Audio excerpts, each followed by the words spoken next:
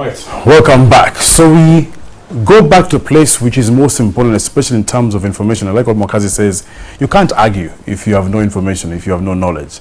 So we go back in trying to learn and understand what this constitution says in a matter of, in as far as a myriad of issues are concerned. Getting into an election, what should we know? To an extent, what kind of leader can we or should we vote for? We're joined now by the Permanent Secretary, Ministry of Justice, National Cohesion and Constitutional Affairs. Kibara, it's good to see you. Yeah, and Okero Otieno is the project coordinator for Knice. In fact, let's start from that, just to bring back people into perspective. Yes. As we do now, Okero. Yes. So what is Knice? Thank you, Jimmy. Knice is Kenya National Integrated Civic Education Program. The K in Knice stands for Kenya, which means that we exist to offer civic education for Kenyans within our boundaries and Kenyans outside our boundary. So this is a very important civic education that is tailor-made for Kenyans, focused on the Constitution. The N stands for national, which means we deal with issues that affect our nation. Even as we offer civic education on the Constitution, we appreciate that we are different nationalities within Kenya, and therefore we offer the civic education on the Constitution, but we also deal with unique issues that affect the different nations within Kenya. For instance, if we are offering civic education in Turkana County, we will teach them about the provisions of the Constitution, but we'll also address unique issues like cattle rustling, the newly discovered oil there, how will it impact on them. Then the I in Knice stands for integration, which means we are integrated both in the way we are composed and in the way we choose to deliver the civic education. We are composed of ministries, departments, and agencies, which means it's a government-driven initiative, but we've also brought on board non-state actors, faith-based organizations, and the private sector. Then the C and the E, which is civic education in Knice, means that we want to offer civic education on the Constitution for posterity, because we appreciate this Constitution will outlive our generation seated here, and the next generation and children generation need to understand this Constitution. So we are setting the foundations for them so that this civic education will be there for posterity. Before we look at the successes of the first phase, and I think it was very, looking at some of the estimates that we used to get during that time, interesting thing you talk about future generations to come, and then them having to understand it first. Yes. Now, when they're still in school, is there a component within Knice that is specifically targeted to the curriculum, or? We do have a curriculum that was developed in collaboration with the Kenya Institute of Education, and the Knice strategic orientation is that we have a 1-2 year strategic focus, then we have a 3 to 5 years, and up to 15 years, which is the long-term focus. Within our medium term, which is where we are headed now, we are beginning to talk with the Ministry of Education and with the actors in the education sector so that we can bring down civic education throughout the school system. We hope with that kind of discussion, hopefully by next year, next financial year, we can be able to start this thing and roll it out in the education sector. Well done, well done. Well, PS. Well, successes of focus, and especially in terms of it being very aggressive.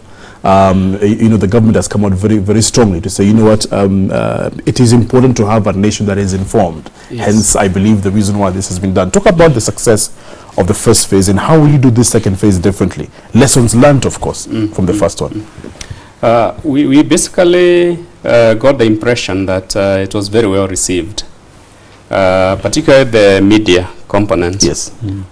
We started experimenting with civic education through vernacular radio, and we have received overwhelming support on that.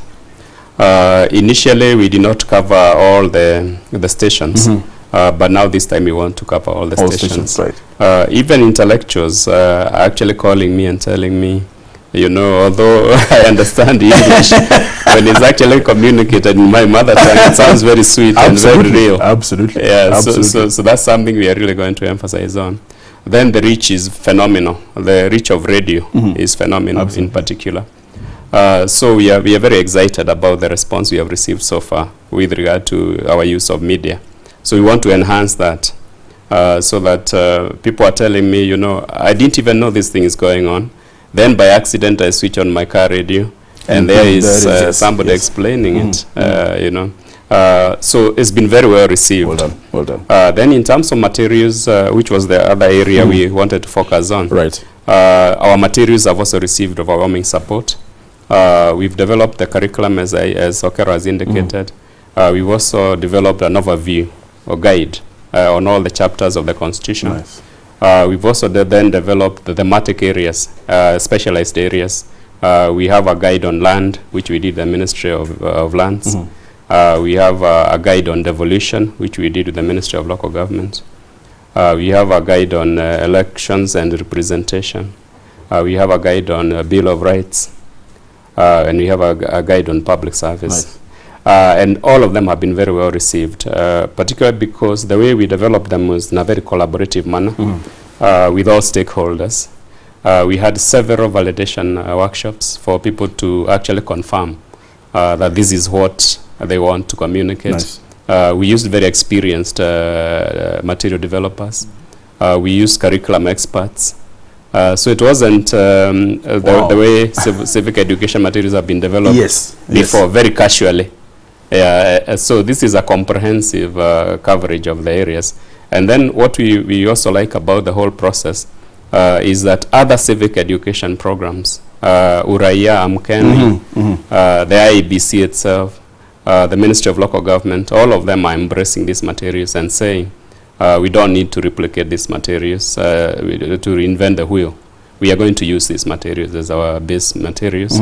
Whatever else we will elaborate on, we will elaborate from this base. Well done. And I think that has been very, very well done. We're also talking with the Transitional Authority, where I'm a member of the Transitional Authority.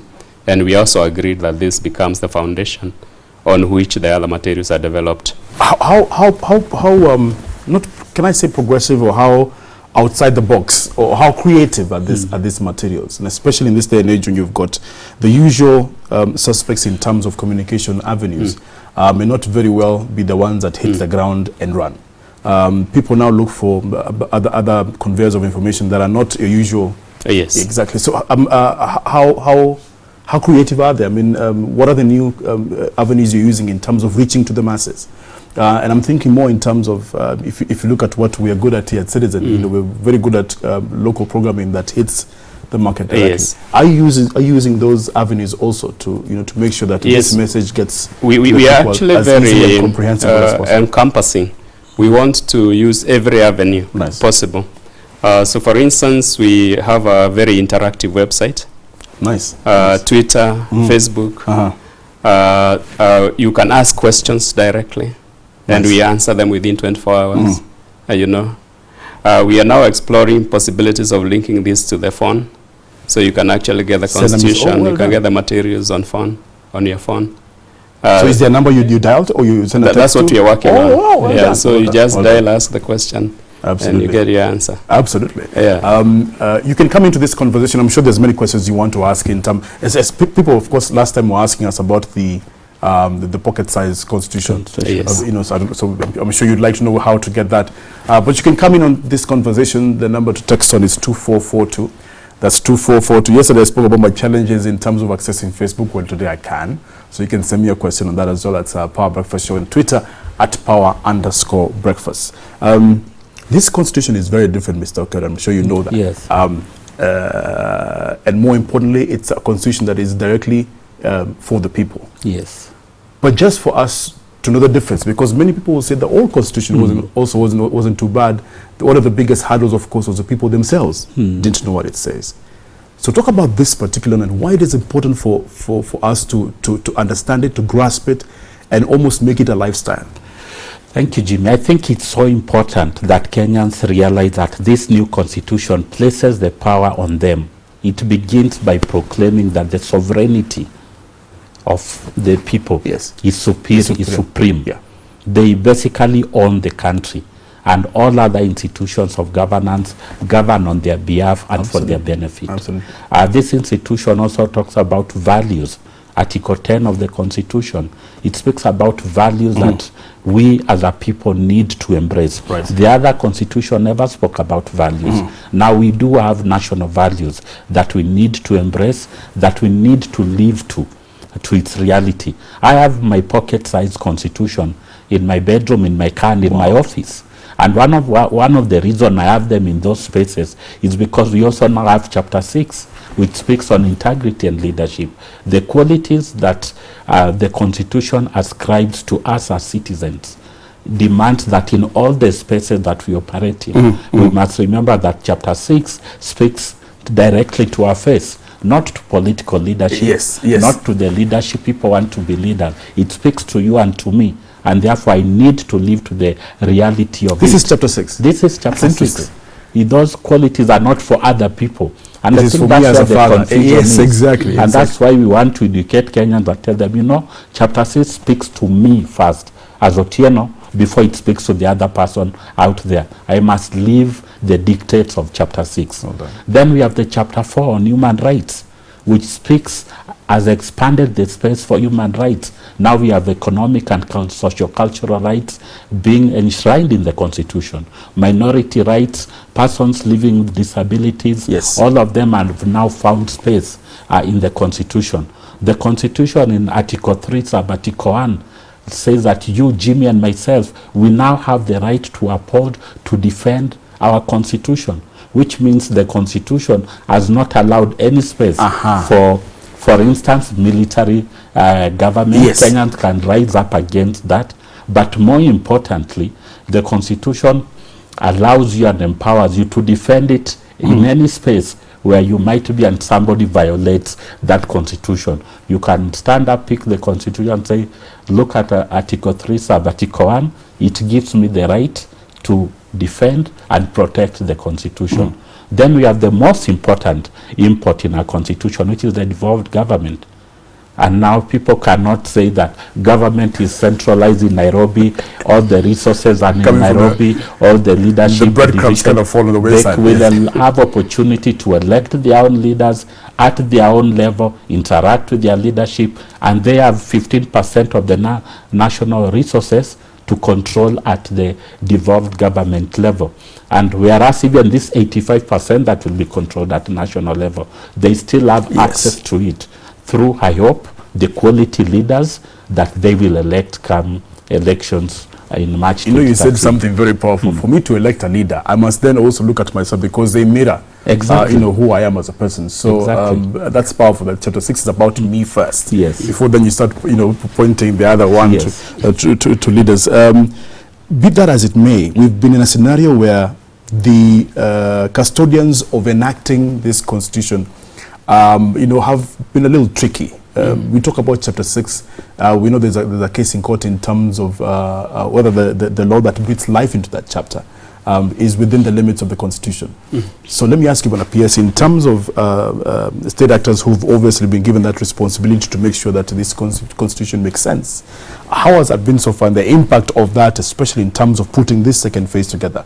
And I'm sure people are saying, yes, Moshmo, you want us to understand this Constitution, but the leaders are wanting. I know Okero is saying that's why I say Chapter 6 is important. But talk about those whether government is really correct. Exactly. But you see, the reason the Constitution provides such a good start, a good beginning, is that within that Constitution there is the opportunity to change the leaders.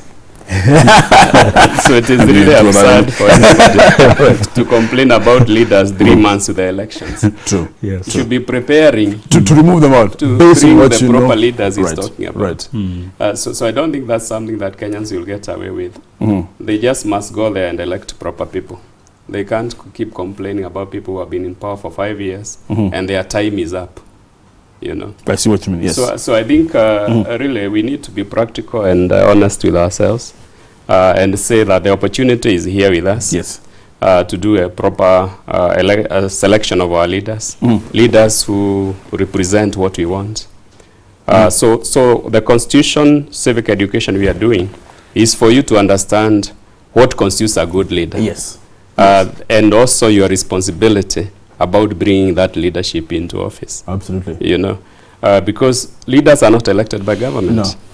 You know, by the people. But so you can't complain to government about bad leaders. You know, you can only complain that the person I elected has turned rogue. And because it's 3 months to the election, I'm going to elect a proper there you are, person. There you are. So I think the preparation, the focus for me should be, what do we need? What kind of preparations do we need to bring in proper leadership in the next 3 months? That's most important. You know, in terms of whether the leadership, especially in Parliament, has been faithful to passing proper laws, that is part of why we must remove some of them, the ones who have not been faithful. Right. And bring back the ones who have been faithful.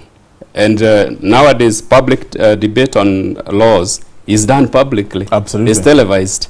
Yes. So this is our opportunity to say, so-and-so did not support this law which I wanted to be passed. Therefore, I'm removing him. I see what you mean. You know, that's interesting. But Because you can't sit back and say that, you know, these guys are bad, what. And we are only 3 months to the election. I see what you mean. But it'd be interesting that maybe both of you can comment on this in terms of the recent activities happening in the judiciary. Where judges are saying that we are supreme because we are a product of the Constitution. A vetting board is a child of Parliament, so they can't quite circumvent, or they can't take over what we are doing. And then the Kenyans are wondering, so we did say we wanted a very robust judiciary, and we're seeing it happening. But there are dangers in terms of what we are seeing. So how do you then to explain to the Kenyans that, yes, we have a new constitution that has given a lot of freedom to a lot of institutions, but there are some state actors who are also very strong and can determine how we move forward in terms of how do you answer that one? I'll leave that one and then let the to take on it. Okay. But for me, it's in democracy. The principle of democracy allows for that kind of healthy exchange and healthy debate. Nice. The principle of democracy speaks to the rule of law. And what we are seeing is that the rule of law is being applied by the judiciary. There's debate. And I think for me, as a Democrat and as a Kenyan citizen, I'm watching the space and keeping the safeguard. Are this debate happening within the rule of law? They are speaking to each other, the different institutions created by the Constitution. If they are speaking and operating within the confines of the Constitution and the rule of law, it is healthy. We will see a lot of this in the future, debates between legislature and executive, judiciary and executive, and amongst us, Kenyan citizens. So for me, it's a healthy thing. Well done. I agree with that. I think one of the biggest problems is that as a nation, we are not used to robust debate. So whenever there is robust debate, we panic. We panic, yes. And people begin wondering what has happened. These people are going to finish each other. But the Constitution, the system of constitutional democracy we have adopted is one that requires that kind of debate, where you disagree very robustly, where you agree on some issues. And the law actually develops from those disagreements. That's brilliant. So it should not really worry people, Kenyans, except where, for instance, we have an issue where there is blatant disobeying of laws. That would be a really bad thing. But where there are disagreements about interpretation of the law, that is healthy, and that's what will help our democracy develop. Well done. But with regard to the vetting of judges, I think the challenge there is what is the overwhelming values that we want to pursue in the Constitution.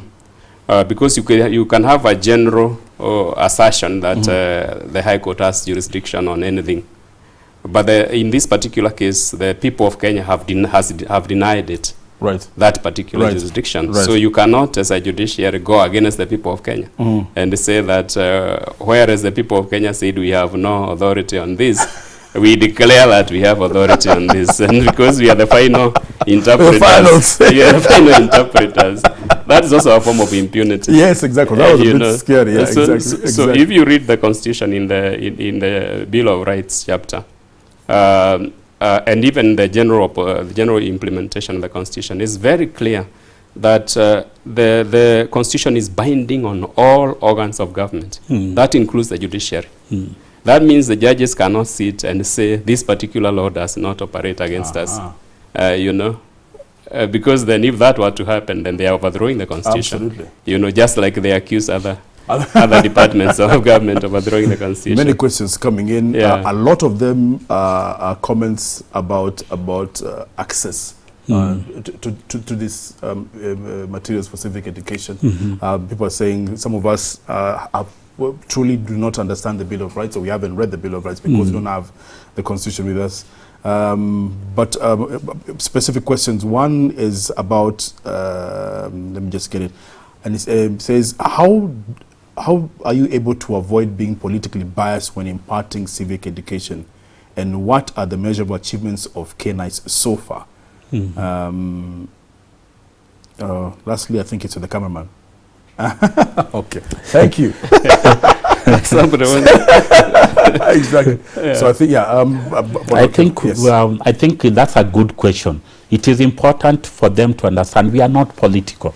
The Knice message is not partisan. We do not exist at the behest of any political party. This is a government-driven initiative that has brought together line ministries within government. We have civil society organizations represented in Knice, led by their leadership. We have faith-based organizations, the Catholics, the Protestants, the Muslims, and we have the private sector. So we have brought together Kenya, if you want, the face of Kenya within Knice. Right. In our message, we operate within a strict curriculum. Right. This curriculum was developed consultatively. The Constitution demands public participation. Yes. We also embrace the principle of public participation and extensive consultation in development of the curriculum, including getting a lot of input from experts like the Kenya Institute of Education. This curriculum applies to every civic education that has been offered and that is being offered in the second phase in the 47 counties, including in the media campaign that we'll be doing, 5 TV stations and 31 FM radio stations. So it's going to apply universally. Then we have the materials that have been developed very carefully. Our civic educators will be picking our curriculum, saying, what does the curriculum speak to about the Bill of Rights? It speaks, what is the methodology of delivery? What are the reference material? They have the Constitution, they have the curriculum, they have the thematic guides, and they have the overview of the Constitution. So in every county in Kenya, this will be the standard format for delivery of civic education. Are political parties a part of that infrastructure? Political parties as yet are not. We have not worked with them directly because they were emerging. Some were being deregistered, some were being registered, confirming their registration.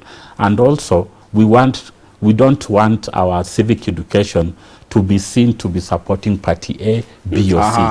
We want to steer completely out of political parties. Political parties have a mandate, which is constitution, and also the law is there prescribing what they need to do. They have their own right to do their education, to market their political parties. But our mandate, Jimmy, is to offer civic education on the Constitution without bias and without favor to any political outfit.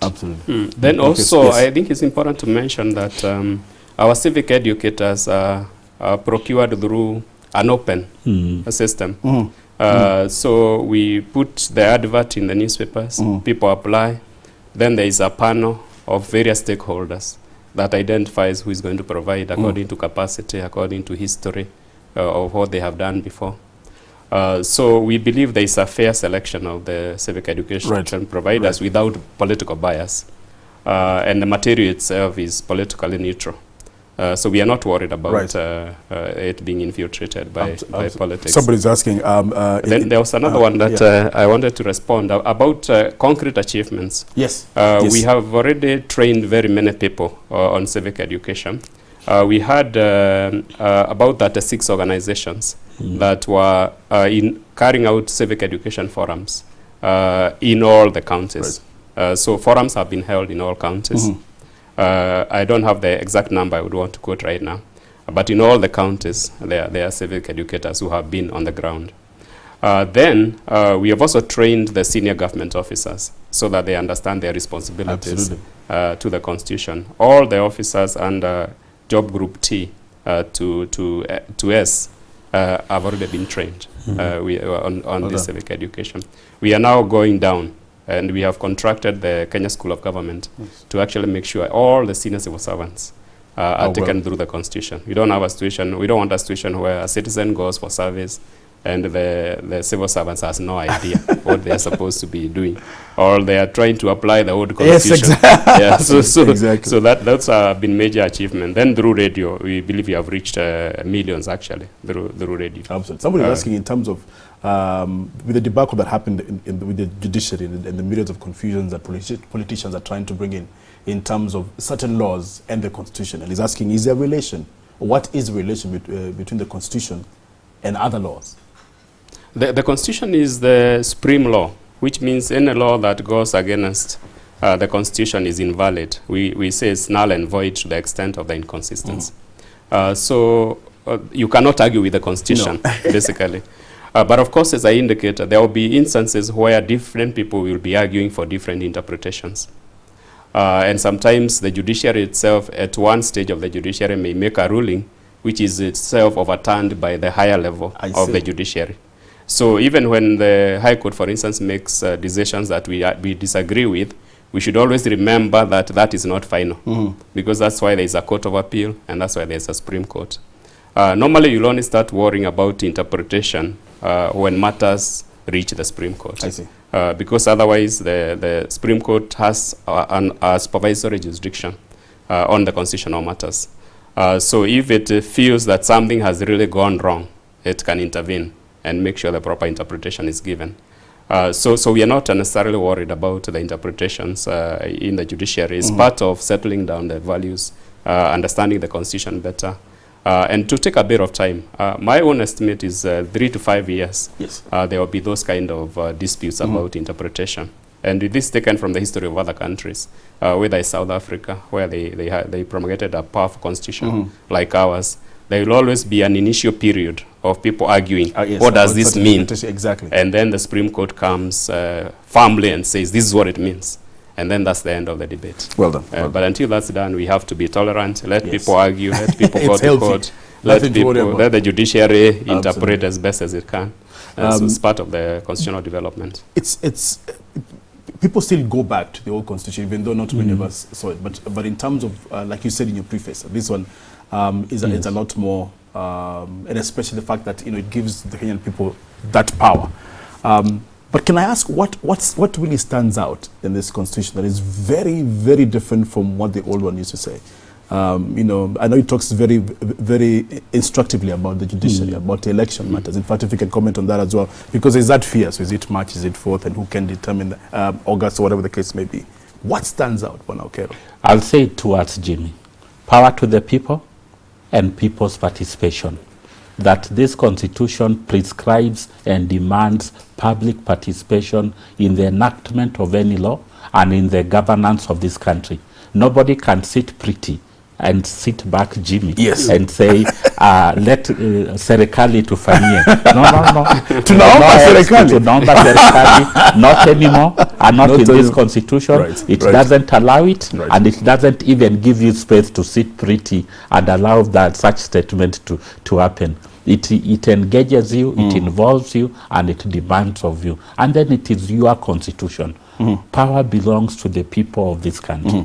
Not to the politicians, not to government. And I like what the PS mentioned. Government does not elect leaders. People need to know that. It's us who elect leaders.